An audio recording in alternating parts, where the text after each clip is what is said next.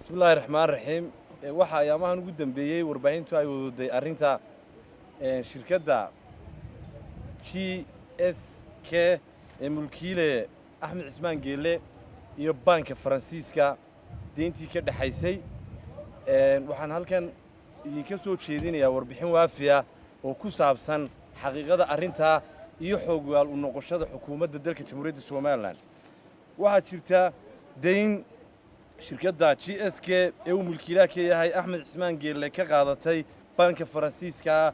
ee BCI oo qayb ka banka kale ee Faranska ee Bride kaasoo farac u ah banka caalamiga ee BBCE lacagtaas shirkadda GSK ku qaadatay maalgelinta warshadda Coca-Cola oo laga dhisay dalka Jamhuuriyadda Soomaaliland mulkiilaha shirkadda GSK Axmed Cismaan Geelle wuxuu qaatay deyntaas isaga oo muwaadin reer Djibouti ah haystana dhalashada Djiboutiyaanka muddo kadibna wuxuu soo wareegay soona degay dalkiisa Soomaaliland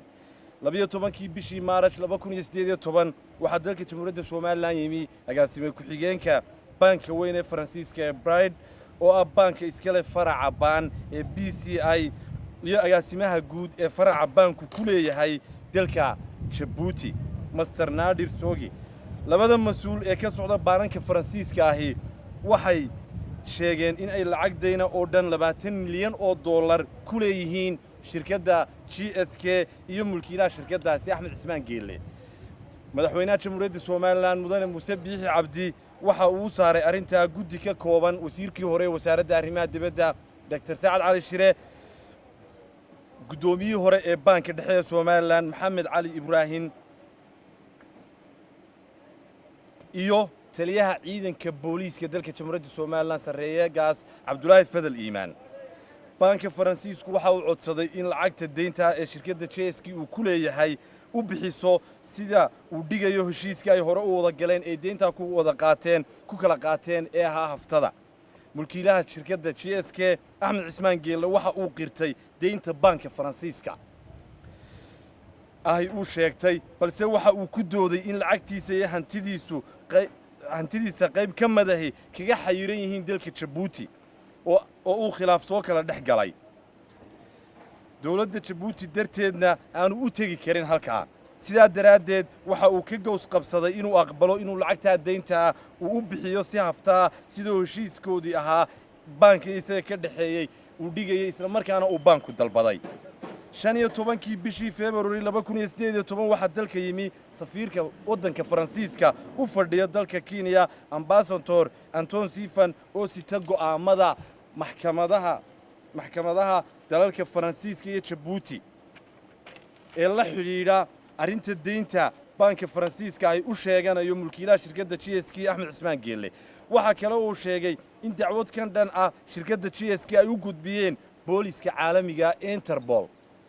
xukuumadda Soomaaliland waxay ku dooday inay fulin karto oo kaliya garta in lagu qaado maxkamadaha Soomaaliland maadaama ganacsade Axmed Cismaan Geelle hadda yahay muwaadin reer Soomaaliland go'aamada maxkamadda dalalka Faransiiska iyo Djibouti ka soo baxayna ay iyaga u gaar yihiin balse safiirka Faransiisku waxa uu ku dooday in Axmed Cismaan Geelle yahay muwaadin reer Djibouti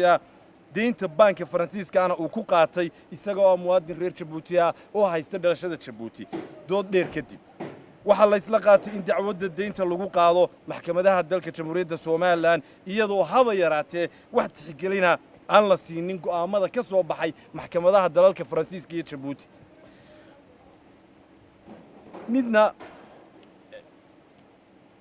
midna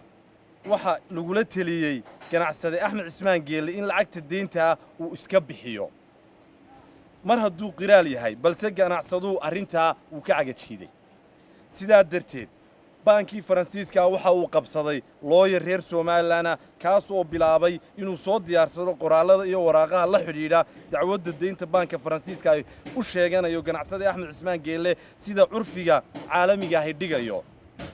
waxa dhammaan waraaqaha lawyerku keenay ee ka soo baxay dawladda dalalka Faransiiska iyo Djibouti uu soo mariyay wasaaradda arrimaha dibadda iyo iskaashiga caalamiga iyo wasaaradda cadaaladda Jamhuuriyadda Soomaaliland si loo hubiyo in waraaqahani si rasmi ah uga soo baxeen dawladaha iyo hay-adaha dawliga ay magacooda sitaan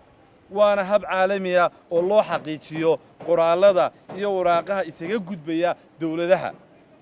nasiib darro mulkiilaha shirkadda GSK ee deynta loo sheeganayo Axmed Cismaan Geelle waxa uu qaaday tallaabooyinkan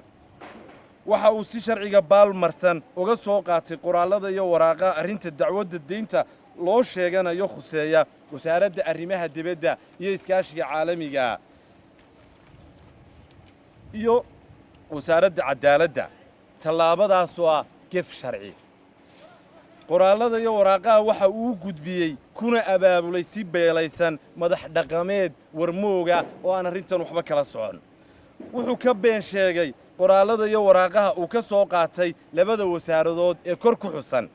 ee ku saabsanaa dacwadda deynta loo sheeganayo ee ku socday maxkamadaha Soomaaliland waxaanu ugu sheegay odayaasha dhaqanka in waraaqahaasi yihiin waaran lagu qabanayo ganacsade Axmed Geelle arrintaasi waxay abuurtay caadifad beelaysan waxaanu mulkiilaha shirkadda GSK Axmed Cismaan Geelle doortay inuu sharciga ka tallaabsado beela abaabulo dalkana nabadgelyadiisa isku dayo inuu khalkhal geliyo Soomaalilandna indhaha caalamka ku soo jeediyo una eekaato meel lagula soo gabado hantida iyo lacagaha laga soo dhaco baananka adduunka ganacsade Axmed Cismaan Geelle waa og yahay waana qirtay in hantida iyo deynta loo sheeganayo lagu leeyahay booliska adduunka ee Interpol ay raadinayaan xukuumadda Jamhuuriyadda Soomaaliland waxay dadweynaha u cadaynaysaa in dawladdu u dadaashay shirkadda GSK iyo ganacsade Axmed Cismaan Geelle si loo ilaaliyo xuquuqdiisa iyo hantidiisa sida muwaadiniinta kale ee reer Soomaalilandba loo ilaaliyo hantidooda iyo xuquuqdooda dawladda Soomaaliland iyo shacabka Jamhuuriyadda Soomaaliland waxay raadinayaan ictiraaf caalami ah waxaanay iska ilaalinayaan wax kasta oo u ekaysiinaya dalka Jamhuuriyadda Soomaaliland meel aanay ka jirin shuruuc iyo kala dambayn lagulana soo dhuunto hantida iyo xoolaha ummadaha kale ee adduunka laga soo dhaco aad iyo aad baad u mahadsantihiin